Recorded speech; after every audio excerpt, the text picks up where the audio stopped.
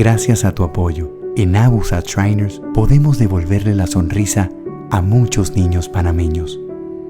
Queremos seguir ayudando para que más niños panameños sigan sonriendo. Apóyanos con tu donación a través de Yapi. Abusat Shriners.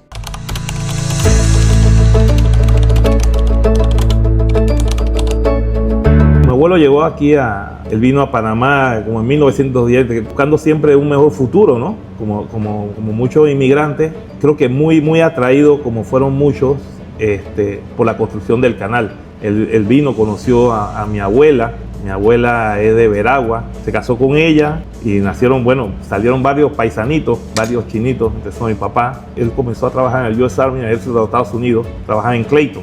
Él era sastre, una cosa de la habilidad muy buena que tenía era sastre, y él pues se encargaba del tema trabajaba en el tema de calidad de los uniformes de los soldados de los Estados Unidos, hasta que se jubiló. Pues, mi abuelo fallece y él está enterrado en el cementerio de Corozal.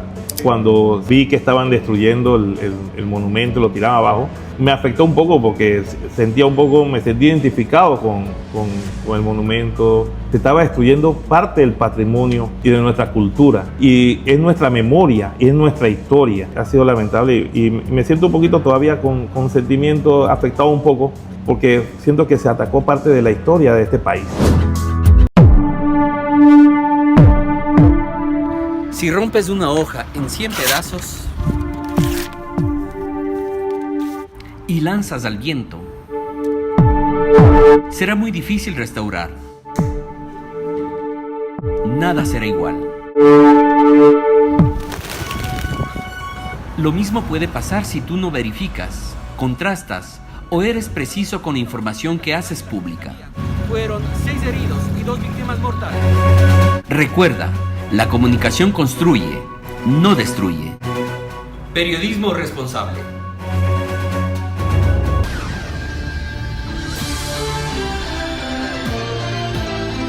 José Miguel comenta, con análisis, opinión, entrevistas, periodismo independiente, promoviendo los derechos humanos, con el periodista José Miguel Guerra.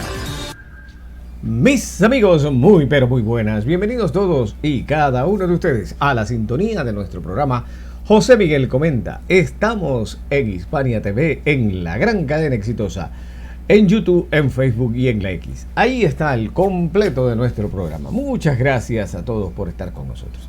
Y bueno, gracias por su sintonía, sus comentarios y también su participación. Y les agradezco que compartan también nuestro programa en sus propias redes. Así pues podemos tener ese debate amplio con mucha gente. No es que nosotros tenemos la verdad absoluta, ni siquiera estamos cerca de eso. Nuestros comentarios pueden estar totalmente equivocados.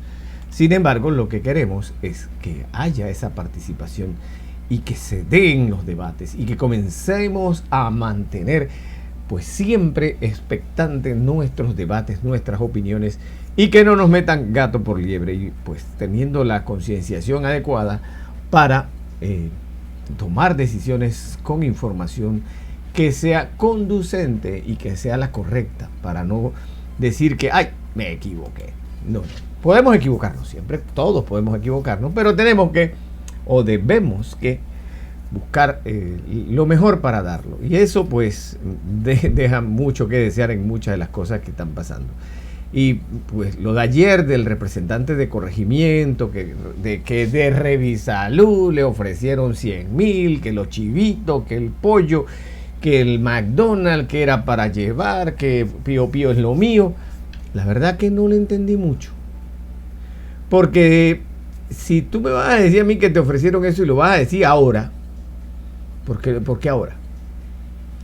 Que tú no sabes quién era esa persona. No había forma de buscar un videíto, tomar un videíto para eso, tener algún testigo lúcido de que eso pasó. Yo espero que el Ministerio Público tome nota de esto, porque el otro representante de ahí de San Miguelito también dice que lo agarraron y lo tienen retenido por supuesto lavado de dinero.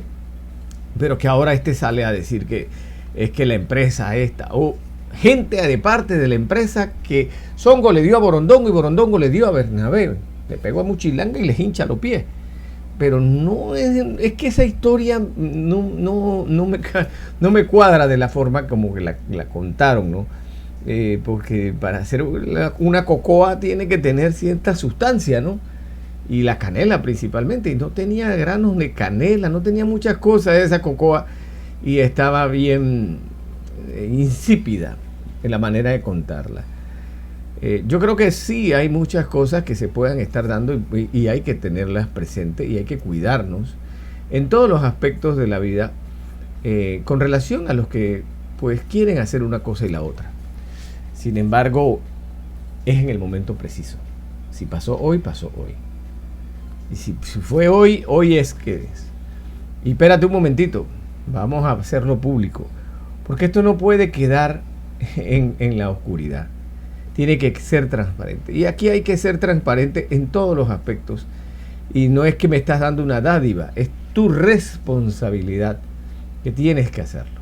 Entonces ahí, de verdad, vamos, esperemos que esto sea de alguna forma, pues, un llamado de atención para que se dé a conocer. Pero bueno, eso con las alcaldías que están calientes, ¿no? Esta cosa está caliente. De un lado y del otro. Pero lo de la alcaldía de Panamá, me parece a mí, y pedí ayer información a la gente de prensa de la alcaldía, para que me explicaran, güey, cómo para qué. Como para qué eso, no entendemos por qué la alcaldía tiene que contratar una agencia de publicidad para hacer qué, teniendo uno de los departamentos de comunicaciones más grandes que hay a nivel estatal, y que el alcalde se gasta cualquier cantidad de plata en redes sociales, en influencers y cosas así. Todos sabemos, los que trabajamos medios de comunicación y que hemos sido directores de comunicación en entidades gubernamentales y en empresas privadas, que hay un componente que hay que hacer. Cuando tienes que divulgar, por lo menos en la Caja de Seguro Social, es una millonada de dinero que todavía no se ha regulado. Lo que hay que hacer público, los anuncios de contrataciones, de compras, de convocatoria, concurso de precios y actos públicos. De acuerdo a la ley de contrataciones públicas, eso tiene que ser publicado en periódicos de circulación nacional, aunque nadie lo lea, pero tiene que estar adjunto al expediente el día del acto público. Entonces allí se va cualquier cantidad de plata. Millones, para ponérselo así, millones de dólares. Se va así. Y pues casi todas las agencias gubernamentales tienen que pasar por eso. No se ha hecho absolutamente nada para corregirlo y se sigue haciendo plata a través de eso en empresas privadas. Está la caterva de anuncios sin sentido, sin ningún norte de ningún tipo, ninguna campaña de concienciación social sobre algo. Solamente que ahora que el presidente fue a Davos nuevamente, va a salir. Ayer decían que sí, que estaba hablando con fulano, con sultano y mengano. Sí, hablas, pero no hay nada realizado. Entonces van a venir tomas y van a hacer un comercial de que con paso lento se reúne con fulano, sultano, y que están comercializando, y que que y con paso lento. Y eso no tiene ningún sentido porque no hay ninguna campaña política que pueda participar el presidente de la República. No tiene ningún sentido para nada, porque nada, eso no ayuda en nada al país, para nada, no tiene ningún sentido, pero se gasta en la producción del anuncio $50,000, $75,000, la voz comercial que la hace, las tomas, esto y el otro, $100,000 en la producción. Y entonces, como es el tapaboca, entonces buscan unos medios para pasarlo en el programa de para que no diga nada de nosotros. La cuña no nos interesa si tiene impacto, pero él la tiene ahí como una cuña para que calladito se vea más bonito. Y eso es todo. Y allí se va la plata, a través de publicitarias. Y las instituciones estatales comenzaron a trabajar con publicitarias. ¿Por qué? Porque así pueden controlar mejor. No tienen que aparecer de que fulano, el ministro, llamó a sutano para que le dijera cállate la boca y no digas nada de que estamos haciendo esto o no estamos haciendo nada. Entonces allí está el lelele de este asunto. ¿Por qué con agencias de publicidad?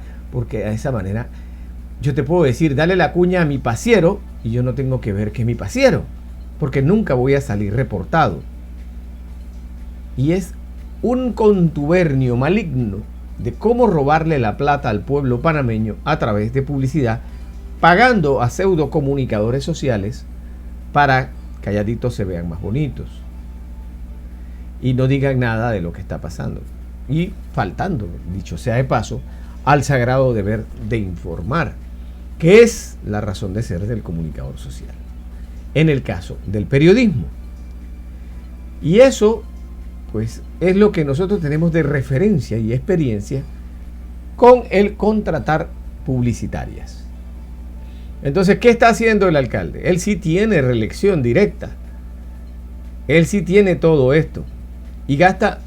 La planilla estatal del municipio de Panamá, la planilla del municipio de Panamá no ha reducido. Ha reducido la cantidad de gente que trabajaba en el municipio, pero que esa gente que fue destituida, entonces sus salarios fueron sumados a otros y están ahora mismo pelechando en eso. El municipio de Panamá no ha entregado las planillas, hasta donde tengo entendido. Muchos ediles le están pidiendo al alcalde, hey, dame las planillas. ¿Quiénes están allí? No se sabe si se han actualizado en el nodo de transparencia, que es lo que da ahí los salarios. Entonces, ¿qué es la plataforma que se quiere montar en la alcaldía de Panamá? ¿Por qué un municipio con tantos problemas está ahora mismo gastando en publicidad? Porque la agencia de publicidad le cobro a todo el mundo. La agencia de publicidad le cobra a la alcaldía un fee por hacerle la campaña. Le cobra por cada proyecto que hagan. Le cobra por contratar a un creativo. El creativo desarrolla una campaña. Eso también lo cobra la publicitaria. Le cobra al creativo, le cobra a la alcaldía, le cobra todo. Le cobra por hacerle el plan de medios. Le cobra por presentárselo a los medios. Le cobra a los medios por darle la cuña. Y le cobra a todo el mundo. Porcentaje. Es el negocio redondo. Es la cosa nostra en una agencia de publicidad. Ellos le cobran a todo. A todos y le ganan a todos. Y eso es lo que estamos haciendo. Entonces, esa es una prioridad en este momento cuando todavía muchos corregimientos del centro de la capital panameña están sin aceras. Que el soterramiento de cables es un desastre. Es un tendedero de barrio de Limoso, de Patio Limoso, nuestra ciudad capital. El único esfuerzo que se hizo fue el que hizo Blandoncito con la Vía España para soterrar cables y que tuviera una presencia. Pero no hay más nada que eso. Costa del Este es privado y ya dentro de lo que era la cinta costera, eso se hizo por ese lado. Entonces no hay un proyecto real. Yo, como les decía hace una semana, veía bien lo del alcalde de quitar culecos en la ciudad capital y buscar un carnaval que fuera atractivo para el turismo internacional y que el que quiera ir a Culeco vaya para el interior, pero en la ciudad capital que sea un carnaval como Dios manda, como los carnavales del resto del mundo. Esa parte no la veía mal. Sin embargo, ahora, ¿cuál es la prioridad de tener una agencia de publicidad? ¿Por qué razón? ¿A qué santo de qué? ¿Cuánto es el billullo que van a manejar allí? ¿Quién lo va a manejar y por qué? ¿Es necesario? Eso no hay que rendirle cuentas al público, no hay que rendirle cuenta a la gente del Distrito Capital. No tenemos por qué saberlo. Si es dinero nuestro, o acaso esto es como la señora Chembaum en la turra que está en México, que dice que el petróleo es del pueblo, pero entonces como el pueblo no sabe cuánto petróleo van regalándole a las dictaduras.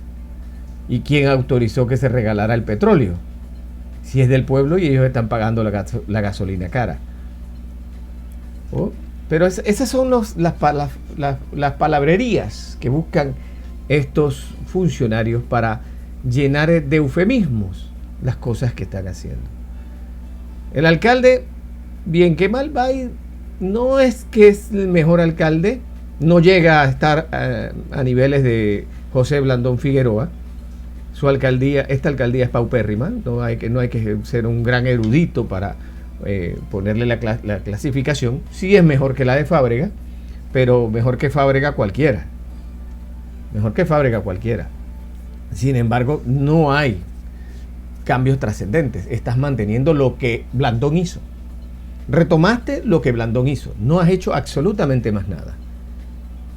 Desde el año antepasado, con tu iluminación de porquería, por no decirle a otro, a la más o menos iluminación de Navidad de este año que pasó, un desfile de Navidad ahí regular 3/4 que los de Bukele opacan a cualquiera, que todavía no tenemos esa calidad para hacer eso. No tenemos la iluminación y la calidad del desfile de Medellín. Y pues para ser de que el erudito, el sabelotodo, el hombre cibernauta y de todas estas cosas supermodernas, con su visita a Apple y hablando con Zuckerberg y todo eso, pues las expectativas como que fueron muy altas y los resultados como que son muy chiquitos. Eres toda una estructura musculosa arriba con una casita bruja en las piernas. Entonces no es que la cosa está mejor con este alcalde que podamos decir que, ay, sí es mejor que Fábrega, pero no llega ni a las rodillas de lo que fue la alcaldía de Blandón. Entonces ahí es las expectativas. ¿Con quién te codeas y con quién vas a hacerlo? Entonces yo espero que salgan a decir, ven acá, es necesario esto. Y yo no estoy en contra de las publicitarias, para nada. Pero creo que las agencias de publicidad deben manejarse en el sector privado, no en el sector público. Hay demasiada corrupción en las publicitarias.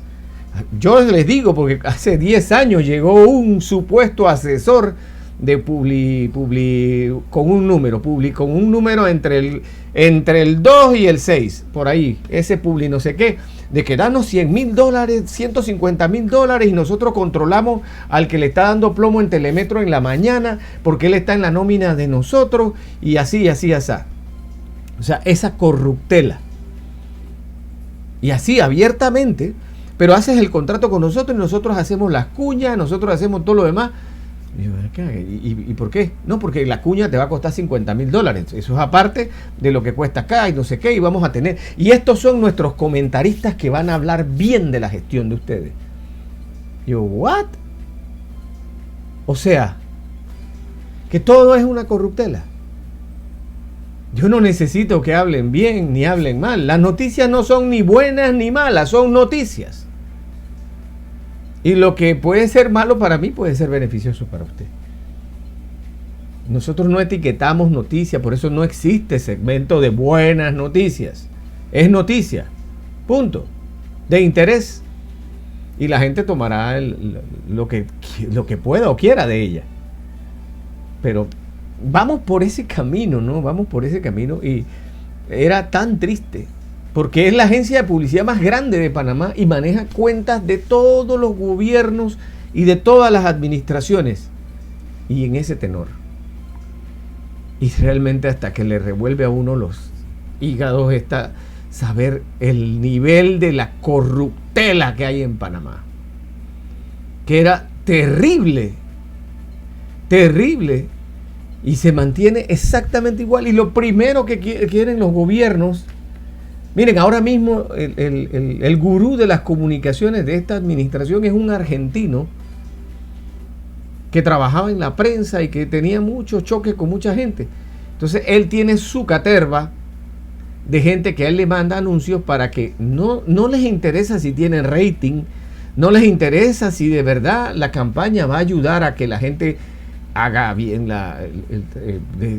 el deposite bien la basura, maneje bien en esto, se eduque, tenga nuevas perspectivas. No, a ellos no les interesa si eso tiene resultados o si hay que hacer una campaña en ese propósito. No, es callar bocas para que no hablen mal del presidente. Y en eso se ha circunscrito todo y ha degenerado todo. En vez de dar informes de acciones que beneficien o acciones que se conozcan, porque realmente tampoco es que lo que redactan en muchas agencias gubernamentales tiene mucho sentido, porque cuando tú empiezas un párrafo, su excelencia el ministro no sé qué, ya yo voté eso. Vamos al hecho. ¿Qué es lo importante? ¿Por qué yo tengo que agarrar un espacio de mi espacio para dártelo a ti? Para decir que su excelencia el ministro o la ministra no sé qué, la presidenta de la Corte Suprema no sé qué. Hey, who cares? ¿Qué es lo que hicieron en favor del pueblo? ¿Cuál es la noticia? Ahí es donde tienes que empezar. ¿Qué es lo que es noticia? No es que fulano que es magister, que es doctor, que es pelafustán. No sé. Eso no le interesa a nadie. Pero viven en el culto a la personalidad, por no decir la embisconería del lugar más oscuro del cuerpo humano, que se la pasan haciendo. Entonces, por eso es que necesitan publicitarias para, ¿sabes qué? La lista de los que van a cobrar por acá para callarse la boca no sale en el gobierno, sale acá privado. Y ese es todo. Y eso es el pocotón de agencias de publicidad que están contratadas con instituciones gubernamentales para calladito me veo más bonito. La ACP hace exactamente lo mismo. Porque ya están en el timing. Y porque muchos de los que estaban en la ACP son gente que estuvo funcionando con gobiernos. Desde la horrible práctica que hemos visto y criticamos siempre de que viene el diputado y le mete $20 en el bolsillo a los que cubren la asamblea, a la mayoría de los que cubren la asamblea, lamentablemente, es algo horrible. Es algo horrible y que usted está expuesto todos los días y que no hay códigos ni hay nada. A veces cuando se dan cuenta, hubo un lelele una vez con un presentador de noticias que le dio una entrevista muy dura a la hoy secretaria general del PRD. Y ella fue después de que la dejaron en feo en la entrevista, llevó los cheques que cobraba ese presentador allá en la Corporación Panameña de Radiodifusión y al día siguiente lo votaron porque estaba en la planilla de la señora. Después otro que estaba en radio también, en El Gigante, también le dio plomo a una diputada que era de Papegoró y después estuvo con los panameñistas y se dice comunista, pero que está con los panameñistas y Gloria algo. Y entonces también le llevó los cheques que cobraba el presentador del noticiero de radio en la mañana. Y también lo votaron. Pero de un tiempo para acá, cuando nosotros hicimos una denuncia de alguien que nos quería pedir $100,000, lo que hizo el gerente general del medio fue decirle, no, espérate. Esto es 80-20. Yo me quedo con el 80% de esos 100,000 y tú te quedas con el 20%. Porque evolucionó, ¿no?, la corruptela, y en eso es lo que están. Digo, no es que uno se vanaglorie. No, yo no me vanaglorio porque realmente me agrada más ayudar a la gente a conseguir trabajo, a que tengan un empleo, un contrato laboral. Me encanta esa parte, me encanta, como me encanta ayudar a la gente a que culminen sus estudios superiores universitarios. Eso es cosa que los que han trabajado conmigo saben que eso de verdad es una de las motivaciones que tengo para hacerlo. Pero haber sacado a un magistrado corrupto del Tribunal Electoral, créanme que es una satisfacción que uno se la lleva como periodista, que con nuestros escritos en aquel tiempo cuando se escribían las columnas dominicales, que era de gran impacto en el diario La Prensa, pues nuestros reportajes de aquella fecha pues dieron al traste con una reelección de un magistrado del Tribunal Electoral y logramos sacarlo del Tribunal Electoral. Igual, toda nuestra campaña, todo lo que se habló de esto que pasó en la Caja de Seguro Social, logramos sacar a esa ficha que estaba pues totalmente dañada de un medio de comunicación y que pues se creía la mamá de Tarzán con todos los monos, y logramos sacarla de allí. Por lo menos esa satisfacción de que no está contaminando el ambiente, es algo que satisface mucho el haberlo logrado. Son pequeñas cosas. Este es un programa modesto que no tiene ninguna aspiración porque no somos de la influencia de nadie, ni para nadie. Lo hacemos para la gente que es inteligente, como dice el profesor Don Lucho, para gente inteligente. Esto no es un programa para cualquiera. Este es un programa para gente que piensa, para estimular el pensamiento creativo, para estimular la dialéctica y para estimular la esgrima verbal. El pensamiento crítico, el analítico, el sentido común. Pero no es para todos. Sin embargo, tenemos nuestras satisfacciones y creo que flaco favor se hace el alcalde en este momento de hacer este tipo de contrataciones. No sé si está pescando en río revuelto, como las aguas están turbias en San Miguelito y las aguas están turbias en Arraiján. Él dirá, bueno, es el momento de meter mi gol, pero lo que ha hecho es que ha emergido de esta situación en estos aspectos. Vamos a ir a la pausa y regresamos con nuestra ronda internacional. Si tienes pasión por las ventas, excelente actitud y dinamismo, esta es tu oportunidad. En Hispania te estamos buscando. Ofrecemos atractivas comisiones, capacitación y el respaldo de un equipo que desea ver tu talento brillar. Envía tu hoja de vida al correo info@hispaniamedia.tv con el asunto vacante ventas y te estaremos contactando. Somos Hispania, la ventana del talento nacional.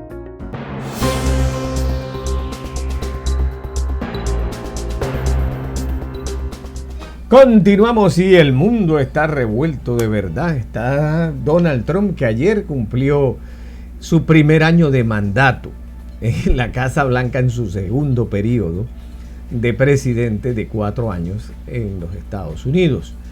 Pues de esa asunción de Donald Trump del primer cuatrienio a este, hay una diferencia abismal de Donald Trump.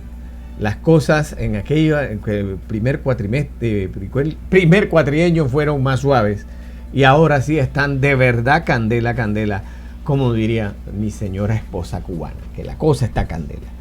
Y así es lo que ha presentado Donald Trump a lo largo de este año, enrumbando al mundo en aquella creencia que muchos mandaban por allí de que los Estados Unidos está en decadencia, que China va a ser la primera potencia mundial, que no sé qué.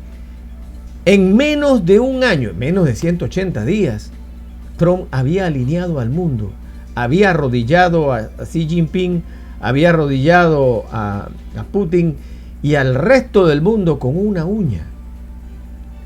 Y tanto es así que con sacar a una sola persona de Venezuela, tiene a todos los demás saltando como perritos. A ver, saltando así, tirándole los huesitos. Y controla todo el petróleo de Venezuela y controla todo lo que tiene Venezuela. Dirán algunos, no lo tiene férreamente. No, hermano, lo tiene férreamente. Si quiere endurecer, endurece. Pero necesita estabilidad para seguir. Porque su supuesto plan, es que eso se automantenga durante un tiempo. Pero sí ha tirado las líneas del nuevo orden mundial con las guerras arancelarias, con todo lo que ha hecho y que a todos lo ha puesto a pedir cacao. No hay uno solo que no sueñe con ir a la Casa Blanca a besarle la mano al emperador. O sea, no hay uno solo. Ningún presidente del mundo, ninguna economía tiene a Cuba en lo que no lo ha tenido nadie, comprando petróleo en África porque les acabó el grifo en Venezuela, y tiene a la Sheinbaum pensando que si lo hace, la sacan del TLC con Estados Unidos y Canadá. Entonces, la cosa como que llegó alguien a poner un orden que no se atrevía a poner otro. Porque al momento de nosotros escoger entre democracia y libre comercio, a dictadura y muertos de hambre, déjame pensarlo. No tengo ni que pensarlo. Eso no tiene por qué pensarse. Veamos lo que nos da la prosperidad del socialismo-comunismo. Mira, aquí cocinando con leña así, oye, sabroso.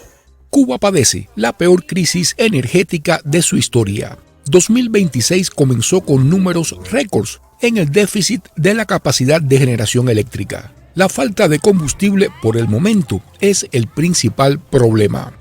Nosotros calculamos y tenemos un estimado que Cuba depende, las importaciones cubanas, un 40% vienen de Venezuela.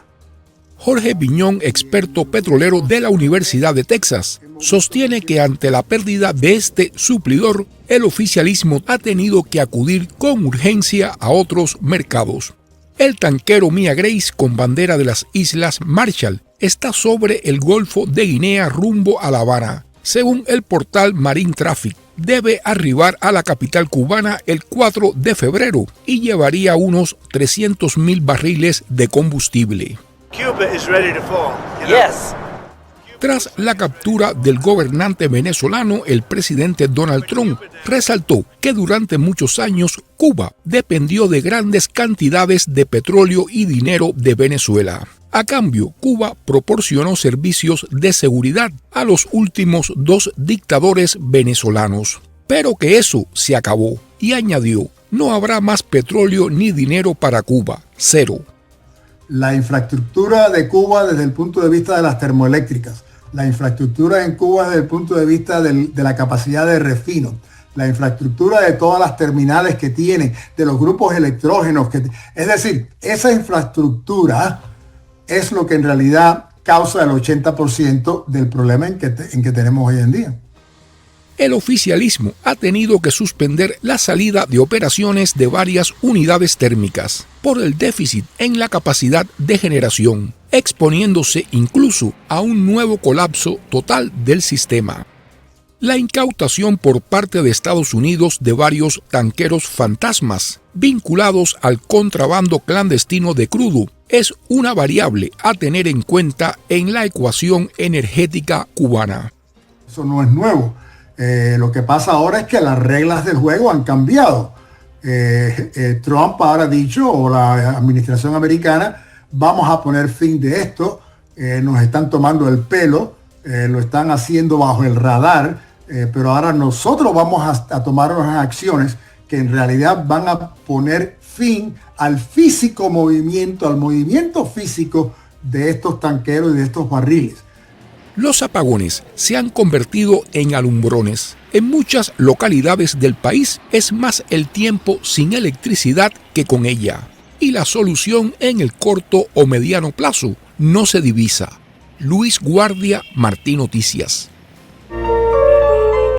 Bueno, y de verdad, están ahora mismo en Camagüey en 23 horas y media sin electricidad por media hora de luz. Pasaron en las tunas de 4 y 4 a 12 y 6. Cada 12 horas sin electricidad por 6 horas con electricidad y están bajando. Y se cree que porque ya sacaron varias porque no tienen combustible, no van a poder operar en estos días y que está haciendo mucho frío, imagínense. Así que eso, para ponérselo desde ese punto de vista, si tienen plata, compraron $2.500.000 en ambulancias, 50 ambulancias, compraron el petróleo en África. ¿Por qué? Porque a nosotros nos deben $300 millones y a mucha gente le deben dinero. Recibieron $150.000 millones de la antigua Unión Soviética y nada de eso sirvió. Porque claro, tenías un morón como dirigente que inventó una zafra de los 10 mil millones, de las 10.000 toneladas de azúcar y destruyó la economía. Lo que quedaba lo destruyó y jamás pudieron. Y bueno, ahora nos lo va a decir más adelante Giovanni Sánchez. Ahora los gusanos son los buenos. Pero vamos a seguir con nuestra ronda internacional por ahora. Y aquí está Israel diciendo exactamente lo que piensa de las agencias de las Naciones Unidas que fueron aliadas de los terroristas que masacraron a su pueblo. Israel inicia la demolición de la sede de la UNRWA en Jerusalén Este. Las excavadoras israelíes comenzaron el martes la demolición de la sede de la Agencia de la ONU para los Refugiados Palestinos en la Jerusalén Oriental ocupada. La organización calificó la medida como un ataque sin precedentes al que tachó de violación del derecho internacional.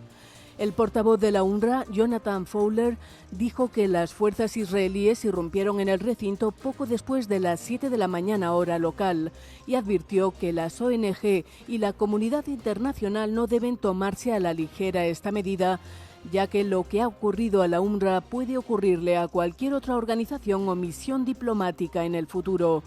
El ministro de Seguridad Nacional de ultraderecha, Itamar Ben-Gvir, visitó el lugar y denunció a la UNRWA como una organización que apoya el terrorismo y advirtió que otras ONG que apoyan a Hamás pueden esperar el mismo destino.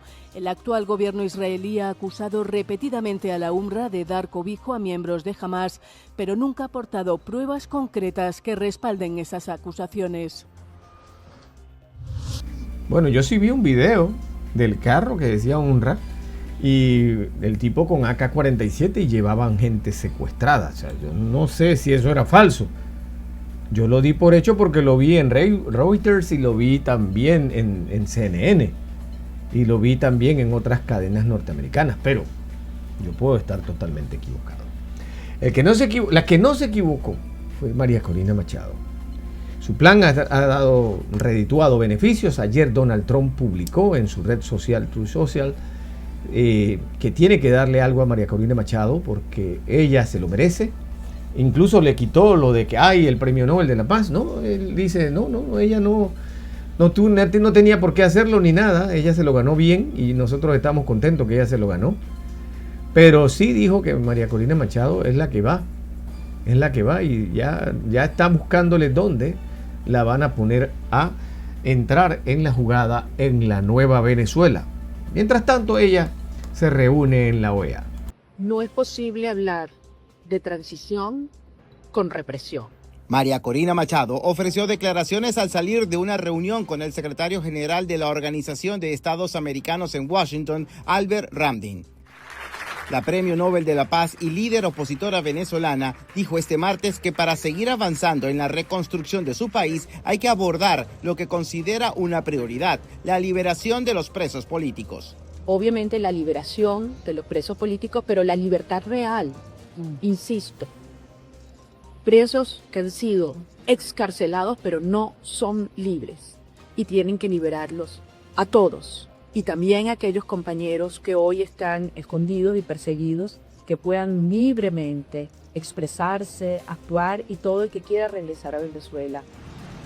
Machado dijo que hay que desmontar la estructura represiva en Venezuela a propósito de la permanencia de presos políticos en centros de reclusión, cuyos familiares se mantienen en vigilia reclamando su liberación. Hay que desmontar la estructura represiva, clausurar definitivamente todos los centros de tortura y que aquellos que quieran hoy expresarse sepan, empezando por los familiares de los presos políticos, que no hay riesgo de que se conviertan ellos en los nuevos prisioneros. ¡Lleva mi vida, Señor! ¡Te entrego mi vida por la libertad de mi hijo!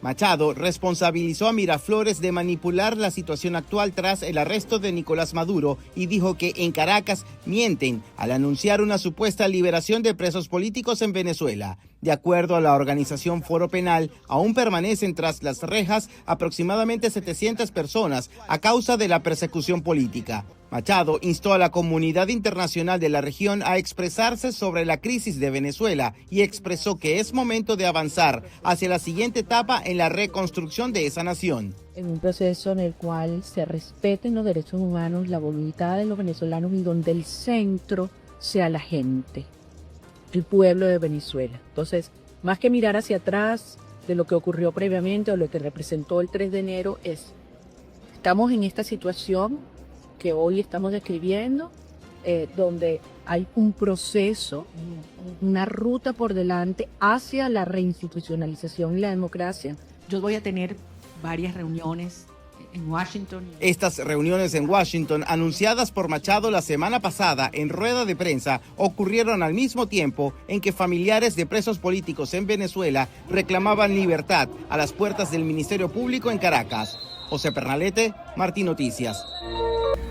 Lo bueno es que ya no hay las hordas que van a reprimirlos, no los detienen, ya los policías no les tiran gases y se permiten las protestas. Eso es lo que ha cambiado en muchos aspectos de la situación en Venezuela, que ayer recibió a un 747 de carga de los Estados Unidos que llevaba los insumos para la embajada norteamericana. Está cambiando todo. Y esto ojalá que no sea como la política de Franklin Delano Roosevelt, que acusaba a un gobierno latinoamericano o de algún país del mundo de que tenía un dictador. Y cuando tumbaron al dictador y llegó otro que también era dictador, le dijeron al presidente Roosevelt: presidente, pero este otro también es un dictador. Y Roosevelt le dijo: no, este no es un dictador, este es nuestro dictador. Y eso es lo que está haciendo ahora mismo Darcy Rodríguez y los Diosdado.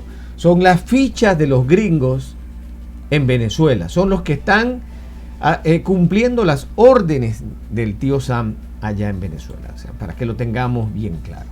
Y alguien que se le fue del redil, o bueno, será porque ya también va de salida, es Macron, que ahora se enfrenta a su otro amigo, Donald Trump. Preferimos el respeto a los matones, ha afirmado Emmanuel Macron en Davos en medio de la escalada de tensión con Donald Trump. El presidente francés, que llevaba unas gafas de sol de aviador por una afección ocular, denunció lo que él denominó como un cambio hacia un mundo sin reglas. Su discurso se produce después de que el presidente de Estados Unidos publicara mensajes privados entre ambos sobre Groenlandia y en los que le pedía una reunión con el G7. El líder francés afirmó que no es el momento de un nuevo imperialismo o un nuevo colonialismo, sino de cooperar para resolver los retos mundiales. Europe has very strong tools now, and we have to use them when we are not respected and when the rules of the game are not respected, by the way. The anti-coercion mechanism is a powerful instrument, and we should not hesitate to deploy it in today's tough environment. Mientras el presidente ucraniano Volodymyr Zelensky declaraba que le preocupa que la disputa sobre Groenlandia pueda desviar la atención de la guerra en Ucrania. Zelensky ha instado a Washington a seguir colaborando con Europa en los esfuerzos diplomáticos para lograr la paz en su país.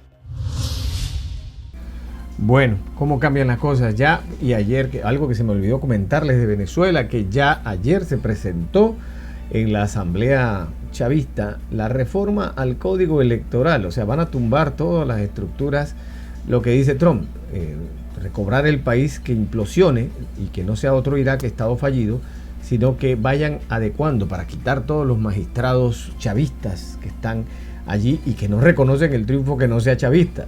Entonces ya están dándose los pasos conducentes a eso. Entre tanto, pues la guerra de Putin, la guerrita de Putin, las semanas de vacaciones que iba a tomar Putin en Ucrania, pues lo tiene tratando de acabar con la población ucraniana ahora a punta de frío. En Ucrania, un bombardeo ruso nocturno ha dejado miles de edificios residenciales en la capital, Kiev, sin calefacción ni agua este martes, mientras las temperaturas bajaban a menos 14 grados centígrados, según informan las autoridades ucranianas. El bombardeo con cientos de drones y misiles que tuvo como objetivo instalaciones energéticas en toda Ucrania dejó al menos un muerto. Rusia disparó unos 340 drones de combate de largo alcance y 34 misiles, según la Fuerza Aérea de Kiev. El presidente ucraniano Volodymyr Zelensky, quien recientemente se había quejado de la lentitud en la entrega de armas, afirmó que Ucrania recibió un cargamento de municiones para sistemas de defensa aérea justo un día antes del ataque. El bombardeo se produce unos 10 días después del ataque ruso más significativo contra la red eléctrica de Kiev desde el inicio de su invasión a gran escala hace casi 4 años. Mientras el impulso de las conversaciones de paz se ralentiza tras las tensiones entre Estados Unidos y la UE por la amenaza del presidente Donald Trump de apoderarse de Groenlandia. Bueno, y así también está Ursula von der Leyen, que está allá en Davos diciendo muchas cosas. Hay que ver cuando llega Donald Trump cómo los pone en el redil. La presidenta de la Comisión Europea volvió a defender la independencia europea. Ursula von der Leyen subió al escenario principal del Foro Económico Mundial de Davos el martes. Instó a Europa a aprovechar el momento ahora que Donald Trump promueve su política exterior expansionista trastocando la alianza transatlántica por el camino. Geopolitical shocks can and must serve as an opportunity for Europe. And in my view, the seismic change we are going through today is an opportunity, in fact, a necessity, to build a new form of European independence. Aunque no es la primera vez que von der Leyen pide una mayor autonomía, su discurso cobró un nuevo significado en el contexto de la extraordinaria crisis que enfrenta a las dos orillas del Atlántico. El presidente de Estados Unidos amenazó con imponer un arancel del 10% a 8 países europeos, todos ellos miembros de la OTAN. Donald Trump está tratando de forzar la venta de Groenlandia, un territorio danés. La amenaza podría trastocar 80 años de alianza y alimentar serios temores de una fractura irreversible. Los aranceles de Trump entrarán en vigor el mes que viene, a menos que los europeos, que apuestan por la diplomacia para rebajar la tensión, logren convencerlo de que cambie de opinión. Bueno, eso en ese informe. Y aquí les tengo algo para todos estos amigos de zurdos, para que vean el testimonio de un joven de cómo era el adoctrinamiento en preescolar a los niños en uno de los paraísos del Caribe. Crecí en Cuba. Y cuando prendían la televisión en casa, los dibujitos animados hablaban de la revolución de Fidel. El noticiero hablaba de la revolución de Fidel, las películas eran rusas, entonces no había mucho espacio para pensar de otra manera. Antes de entrar a clase, un niño decía, pioneros por el comunismo, y todos saludamos y decíamos, seremos como el Che. En ese momento yo ni sabía quién era el Che, yo estaba en preescolar.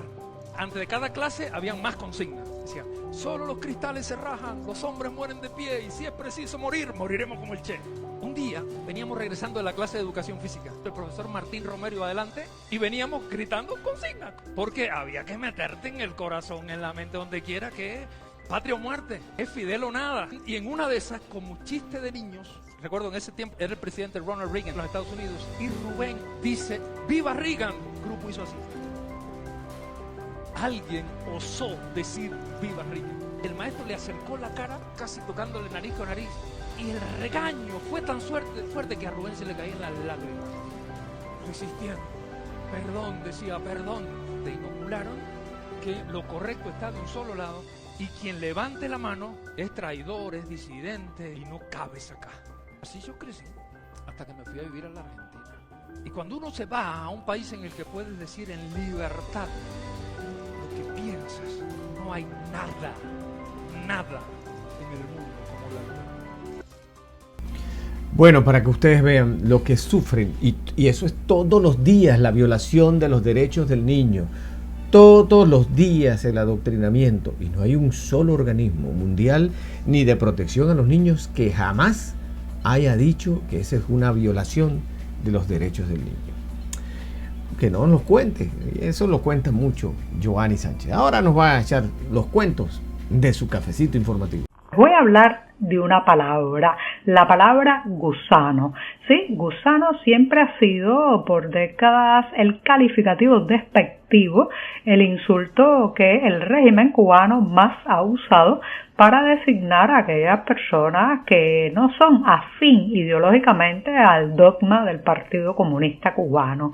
Esto ha tenido sus variaciones con el tiempo y se le han sumado otros motes, otras palabras agresivas, como la más reciente de odiadores, para calificar a todo aquel que tiene una idea diferente, a los disidentes, a las personas que emiten críticas. Y así ha sido, claro, porque todo régimen intolerante y sectario necesita un enemigo al que colocarle las peores características, los peores agravios. Pero es bien interesante, y hoy quiero centrarme en esta palabra. Ya saben que una vez en el pasado fui filóloga y me encantan los vocablos, analizar también la lengua de las dictaduras.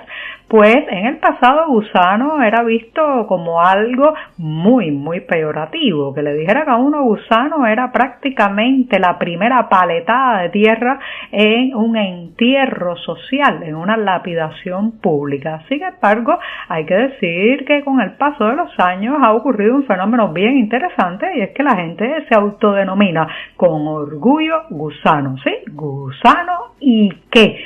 parece escucharse muchas veces en las calles, en las conversaciones también entre amigos y familiares, porque justamente eso que pretendía aniquilarnos verbalmente, estigmatizarnos, pues se ha convertido en algo así como una medalla que te cuelgan en el pecho. Incluso el otro día, conversando con una amiga, me contaba que había conocido a un joven y estaba realmente encandilada con él, y me dijo, y es gusano como yo, ¿sí? Me lo dijo así, había sintonía política e ideológica y ella estaba muy feliz de que ambos compartieran su aversión al régimen cubano. Este proceso de insultar al diferente no es del castrismo, esto es más viejo que la humanidad, y recuerden que es deshumanizar a partir de colocar un sustantivo o un adjetivo que haga a la persona parecer un ser no humano. Bueno, pues es también una práctica de este tipo de regímenes autoritarios. El fascismo, los nazis tienen un largo historial de usos de palabras de este tipo, y pues Fidel Castro difundió el de gusano para el caso de los cubanos que no estaban, digamos, en sintonía con su proceso, un proceso que terminó recortando las libertades, hundiendo al país en la miseria y, ya sabemos, provocando un éxodo masivo que parece no tener final. Pero cuando un día se escriba ese vocabulario, ese glosario de las palabras, las expresiones y los términos que se usaron durante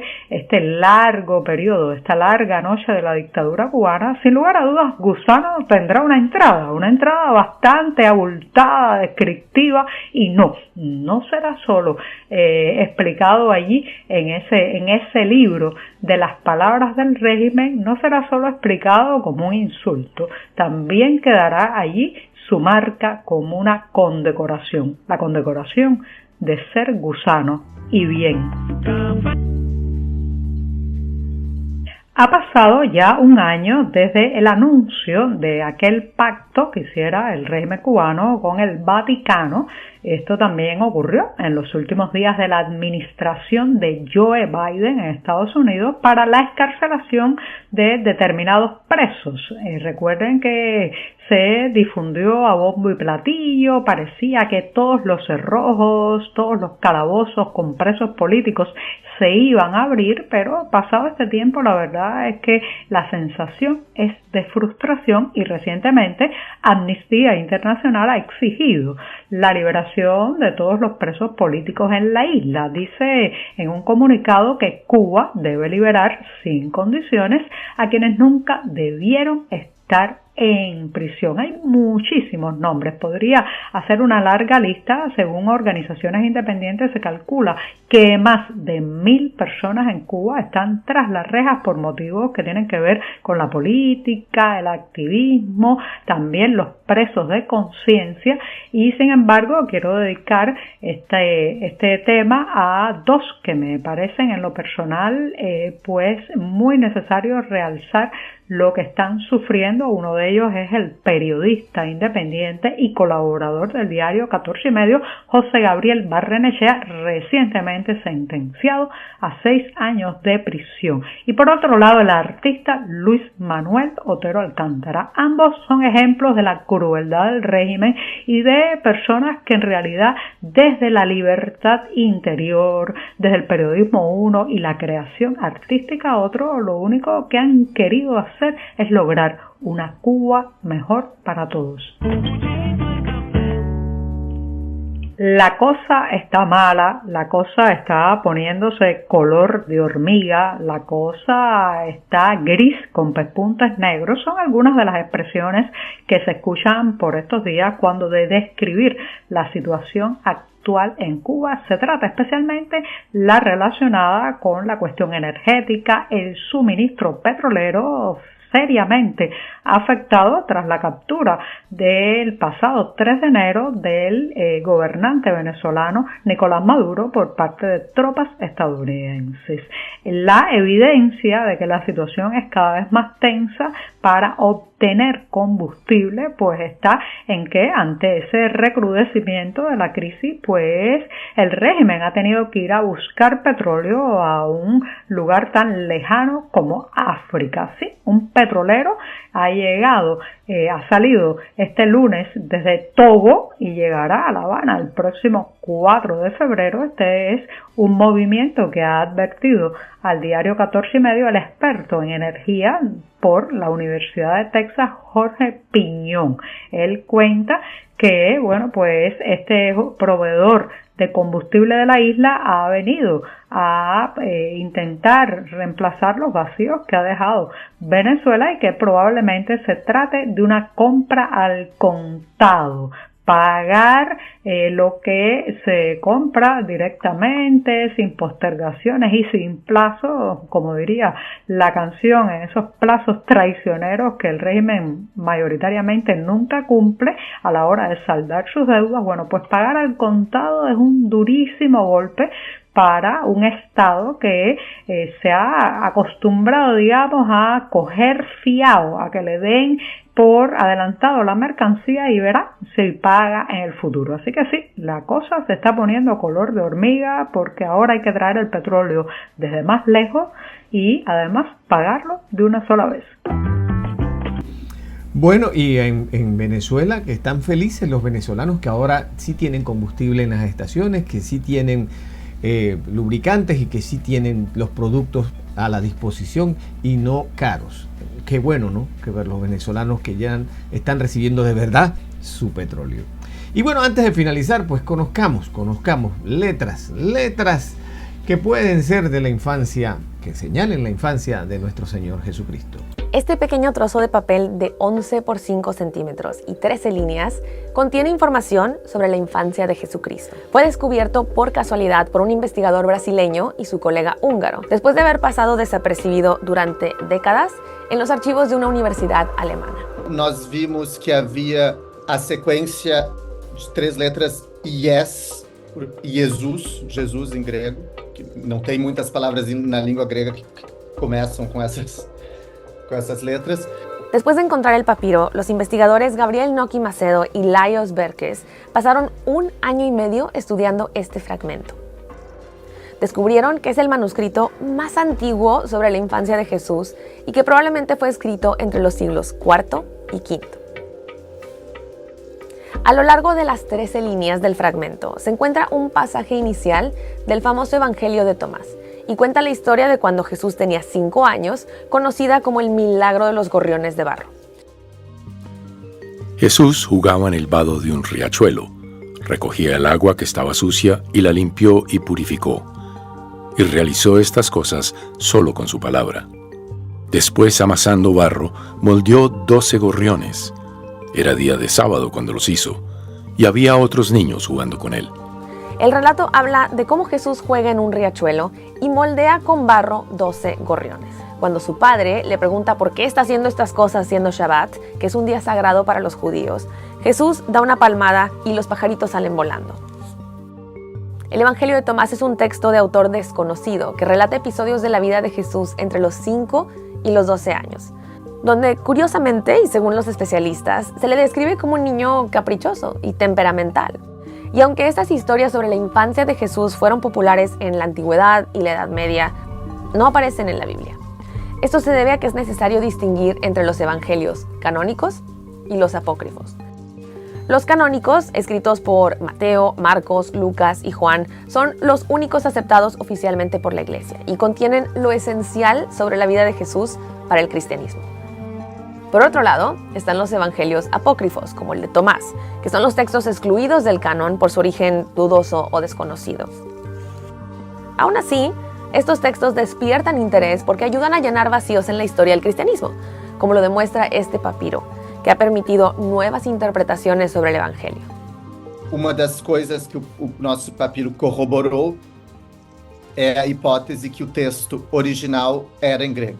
O grego era a língua franca da cultura no mundo mediterrâneo e no Oriente Próximo e Médio, digamos, e também é a língua do Novo Testamento, né?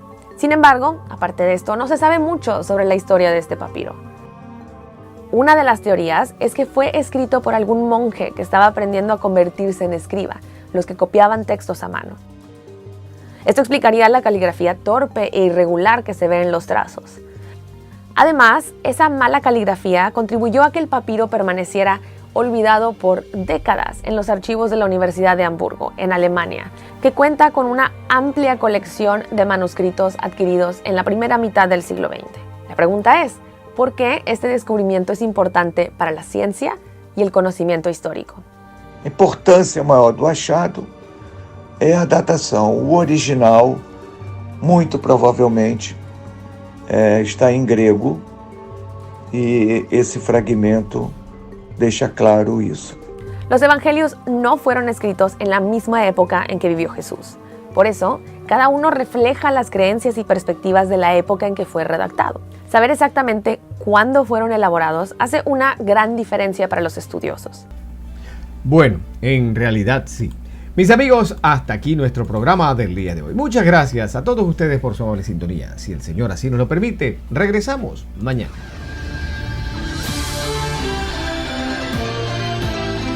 José Miguel Comenta, con análisis, opinión, entrevistas, periodismo independiente, promoviendo los derechos humanos, con el periodista José Miguel Guerra.